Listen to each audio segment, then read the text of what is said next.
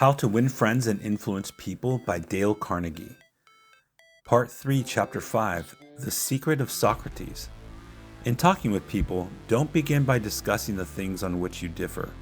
Begin by emphasizing and keep on emphasizing the things on which you agree.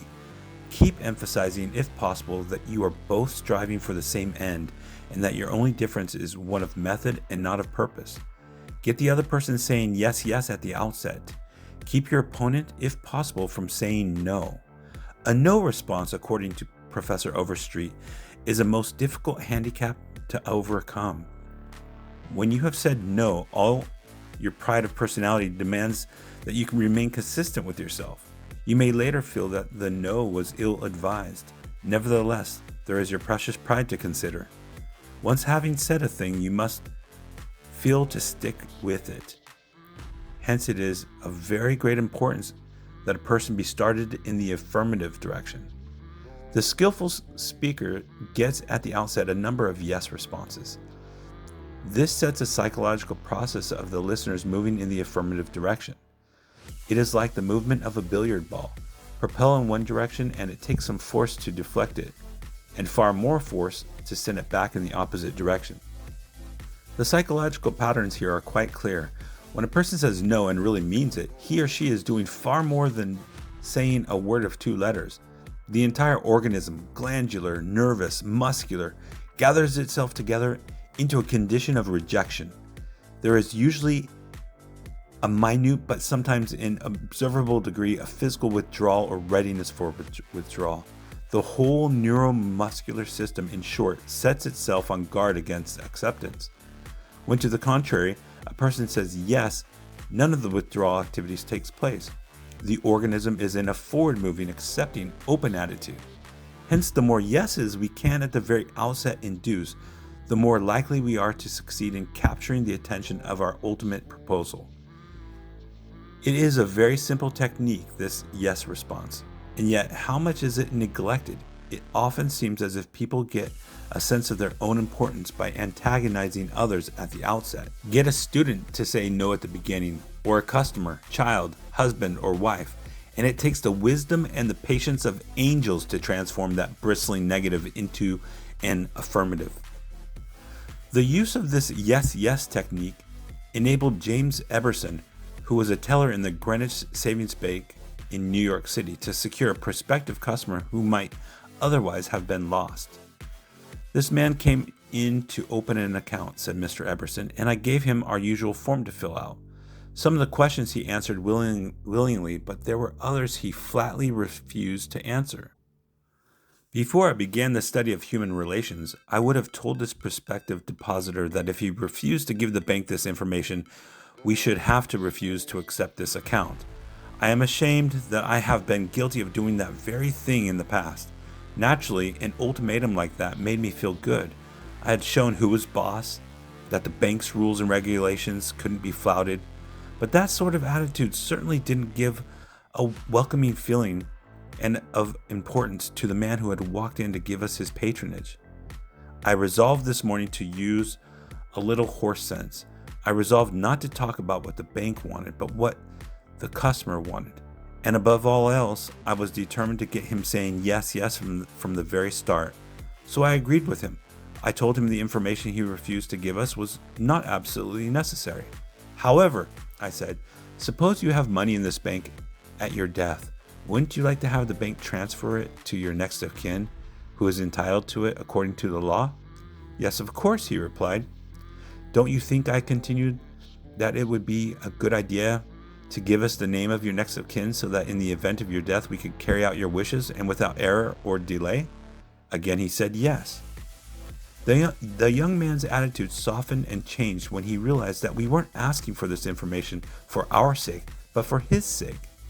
Before leaving the bank, this young man not only gave me complete information about himself, but he opened, at my suggestion, a trust account, naming his mother as the beneficiary for his account, and he gladly answered all the questions concerning his mother also.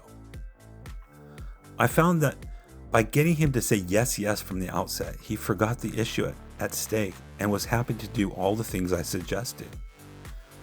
Joseph Allison, a sales representative for Westinghouse Electric Company, had this story to tell. There was a man in my territory that our company was most eager to sell to. My predecessor had called on him for 10 years without selling anything. When I took over the territory, I called steadily for 3 years without getting an order. Finally, after 13 years of calls and sales talk, we sold him a few motors. If these proved to be all right, an order for several hundred more would follow. Such was my expectation. Right? I knew they would be all right.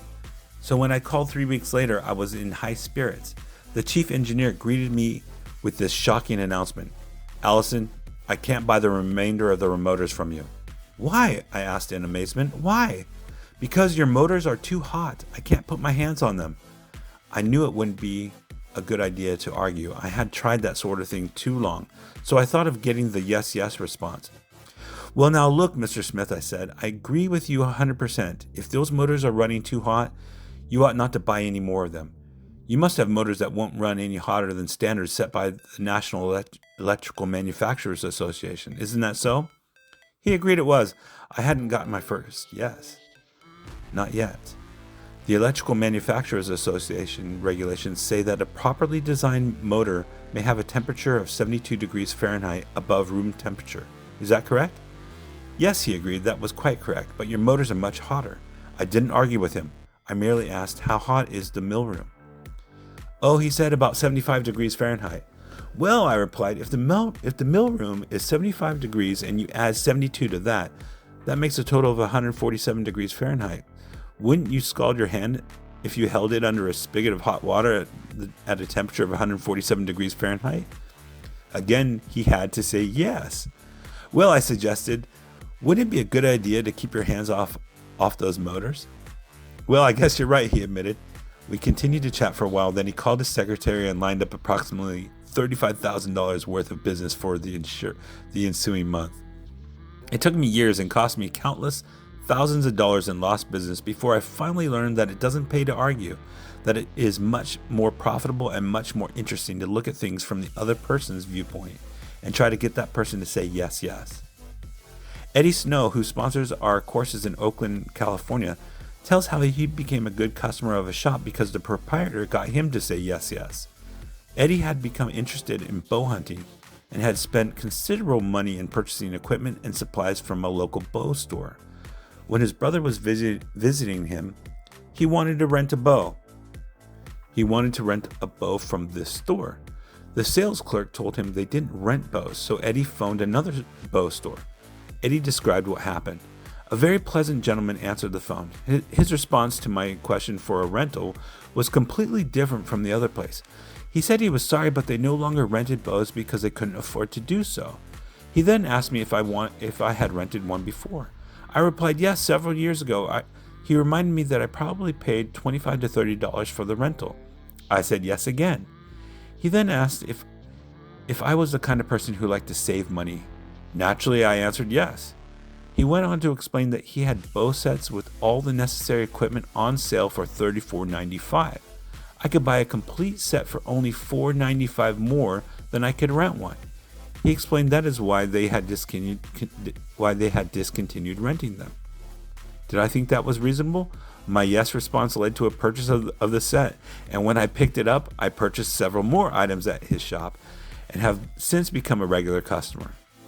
Socrates, the gadfly of Athens, was one of the greatest philosophers the world has ever known. He did something that only a handful of men in all history have been able to do. He sharply changed the whole course of human thought, and now, 24 centuries after his death, he is honored as one of the wisest persuaders who ever influenced this wrangling world. His method? Did he tell people they were wrong? Oh no, not Socrates. He was far too adroit for that. His whole technique, now called the Socratic method, was based upon getting a yes-yes response. He asked questions with which his opponent would have to agree. He kept on winning one admission after another until he had an armful of yeses. He kept on asking questions until finally, almost without realizing it, his opponents found themselves embracing a conclusion they would have bitterly denied a few minutes previously. The next time we are tempted to tell someone he or she is wrong, let's remember old Socrates and ask a general question. A question that will get the yes, yes response. The Chinese have a proverb pregnant with the old age wisdom of the Orient. He who treads softly goes far. They have spent 5,000 years studying human nature, those cultured Chinese, and they have garnered a lot of perspicacity. He who treads softly goes far. Principle number 5, get the other person saying yes, yes immediately.